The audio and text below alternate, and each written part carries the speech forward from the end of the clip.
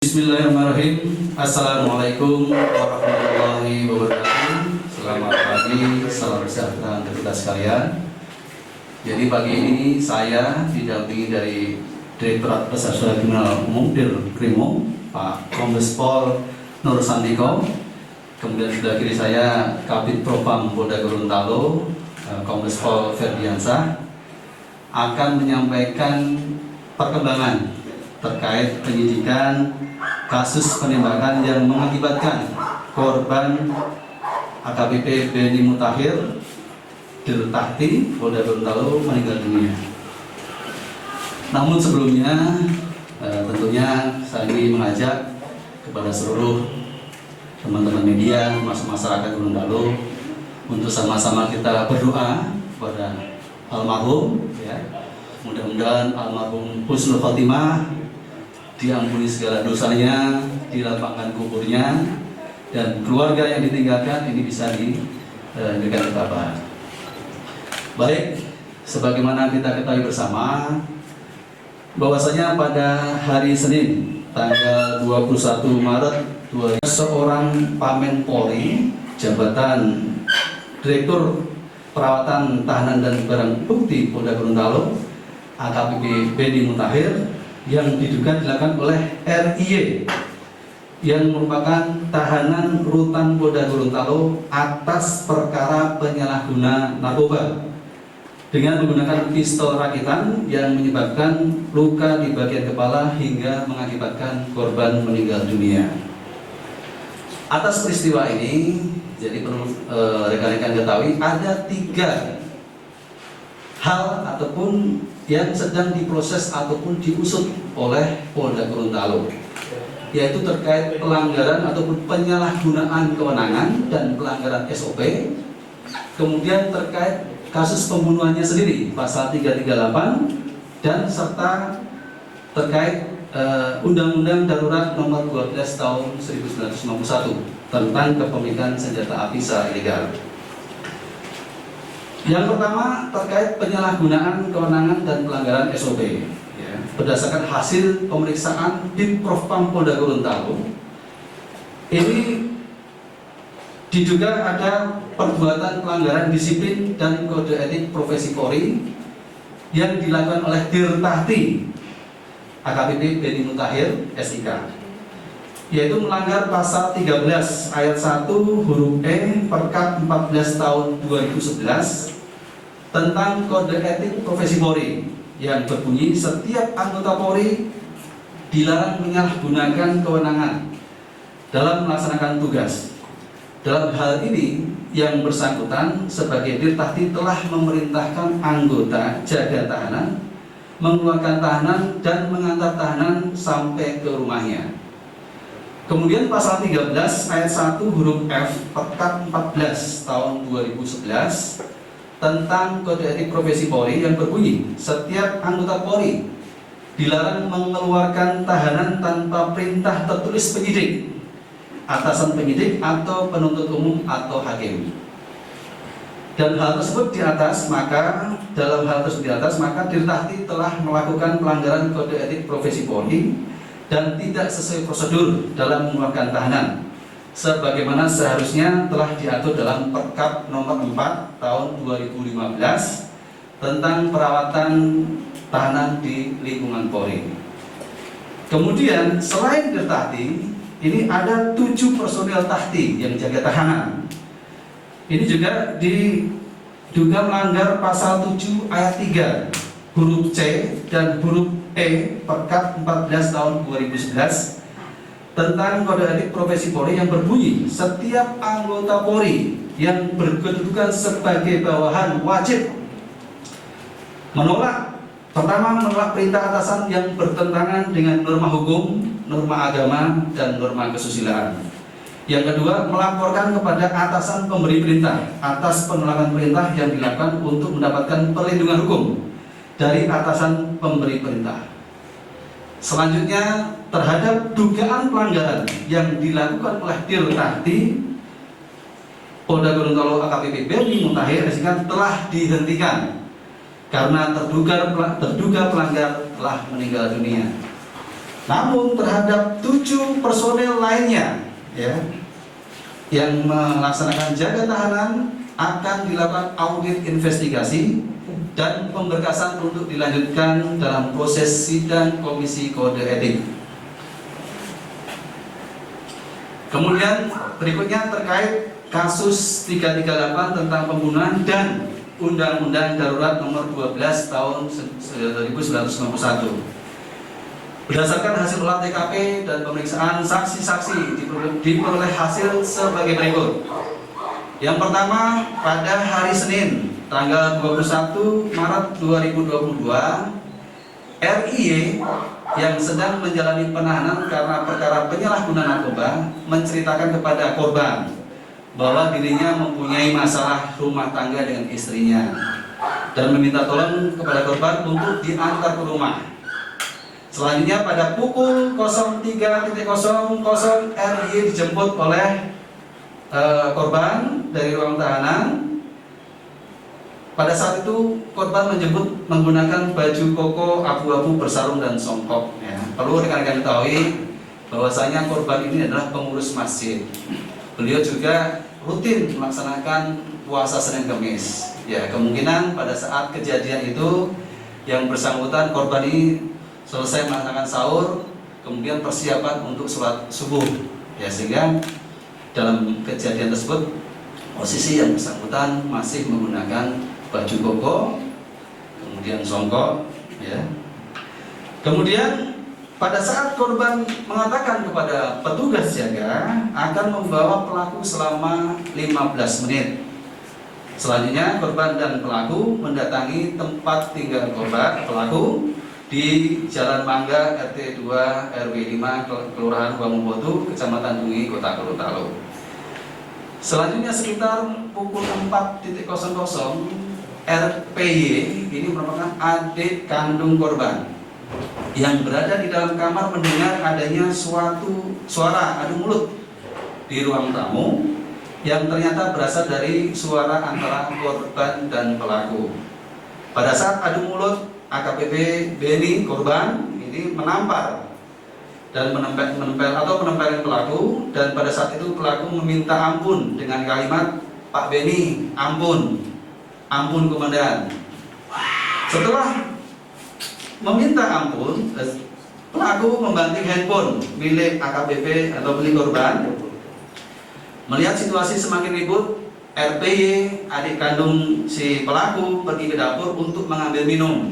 Dan sekembali dari dapur, RPY melihat secara langsung bahwa pelaku menodongkan senjata api rakitan dan menembak korban sebanyak 1 kali yang mengakibatkan korban meninggal dunia dan terjatuh.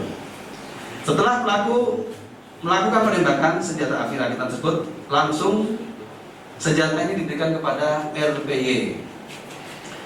Keterangan tersebut sinkron dengan keterangan daripada N yang merupakan istri pelaku, yang pada saat terjadi adu mulut antara korban dengan pelaku, N masuk ke dalam kamar. N mendengar adanya suara ribut antara korban dan pelaku. Yang selanjutnya pelaku masuk ke dalam kamar untuk mengambil senjata api rakitan yang sudah disembunyikan, dan selanjutnya N mendengar adanya suara letusan dari ruang tengah. Setelah N keluar kamar untuk mengetahui apa yang terjadi dan melihat korban sudah jatuh di lantai bersimbah darah. Mengetahui hal tersebut, N menyuruh pelaku untuk pergi dari tempat kejadian. Dan perlu diketahui bahwasanya usai melakukan penembakan RIY, ini pelaku RIY ini berupaya untuk kabur. Yang bersangkutan menuju ke bandara. Ya, namun karena situasi pada saat itu masih pagi, belum ada penerbangan, kemudian pelaku RIY ini memutuskan untuk sembunyi di rumah orang tuanya, dan disitulah ditangkap oleh tim gabungan Polda Gorontalo. Identitas tersangka yang pertama RIY, usia 31, perjalanan swasta, kemudian RPY, adik dari pelaku, usia 23. Barang bukti ini yang terpajang ini, barang bukti ada senjata api rakitan,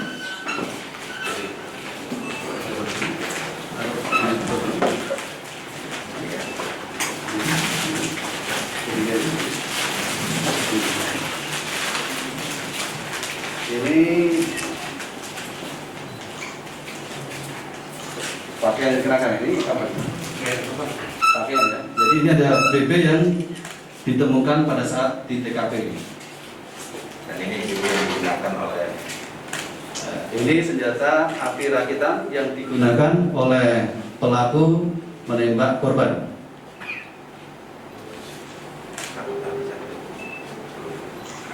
Ini sesuai dengan keterangan dari Pak Dirkrimum, senpi ini hanya berlaku satu peluru, ya satu kali satu peluru, jadi tidak bisa lebih dari satu. Cukup? Sudah?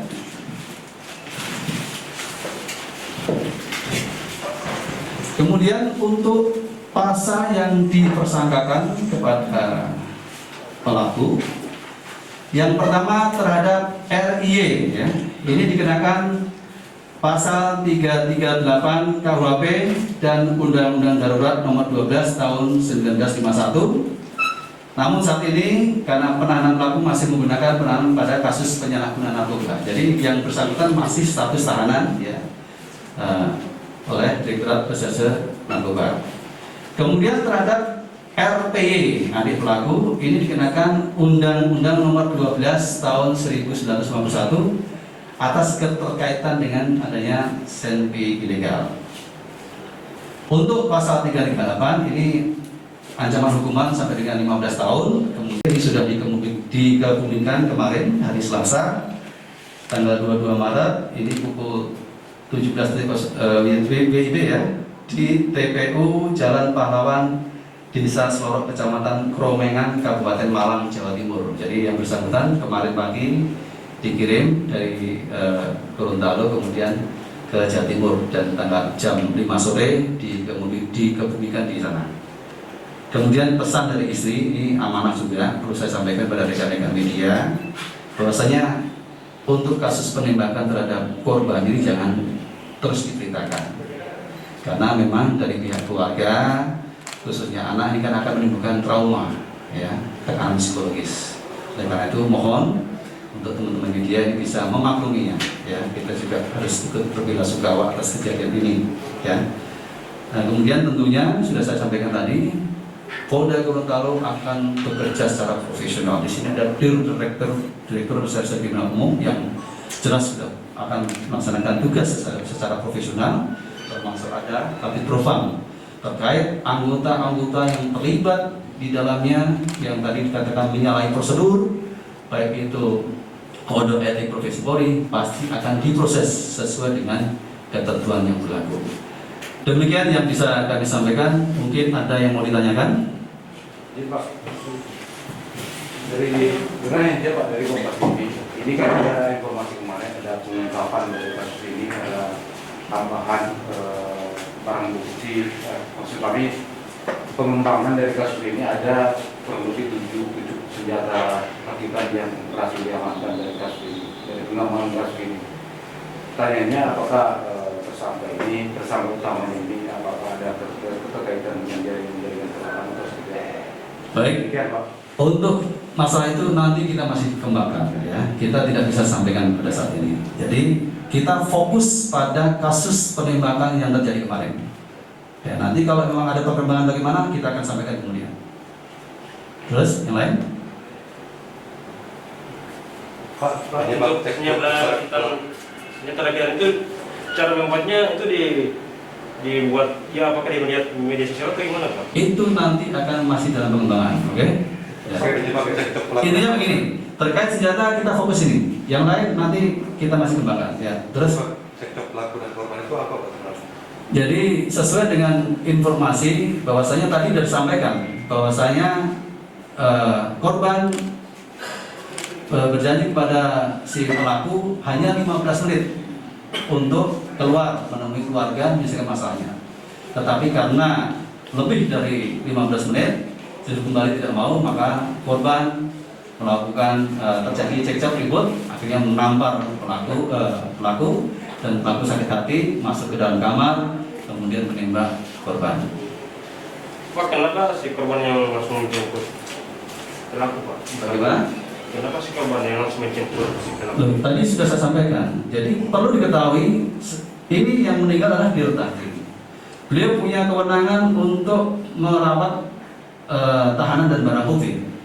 Artinya dia juga mengatur komunikasi dengan tahanan pembinaan. Nah, mungkin disitulah ada kesalahan prosedur, ya, kesalahan penyalahgunaan kewenangan. Di saat ada keluh kesah daripada si warga binaan di rutan ini, dia mengambil inisiatif sendiri. Nah, ini yang tadi dari hasil pemeriksaan di Propam. Nah, ini yang menyalahi prosedur, ya. Harus. Ya, gitu. Jelas? Oke. Pak, ada perkembangan terkini Pak soal 7 anggota tadi, sejauh ini prosesnya bagaimana Pak? Masih berproses, tadi sudah saya sampaikan. 7 sudah diperiksa oleh Propam. Nanti akan diinvestigasi lanjut, diaudit. Nanti bagaimana? Nanti akan diputuskan dalam sidang komisi kode etik. Apakah mereka sekarang masih bertugas di tempat yang sebelumnya di tahanan bagaimana Pak? Itu dari Ya nanti akan ditindaklanjuti, otomatis dengan teman seperti itu pasti akan ada evaluasi. Pak, tadi kan ada tersangka itu, yang satu kan yang pelaku penembakan, yang satu itu apa, Pak? Tadi ada keterkaitan dengan pemilikan senjata api ilegal. Oke? Jelas ya, saya kira cukup ya, cukup jelas. Demikian konferensi pers yang terkait masalah perkembangan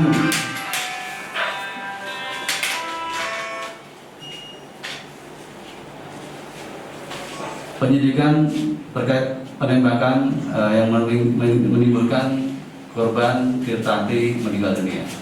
Saya akhiri, bila taufiq wal hidayah, wassalamualaikum warahmatullahi wabarakatuh.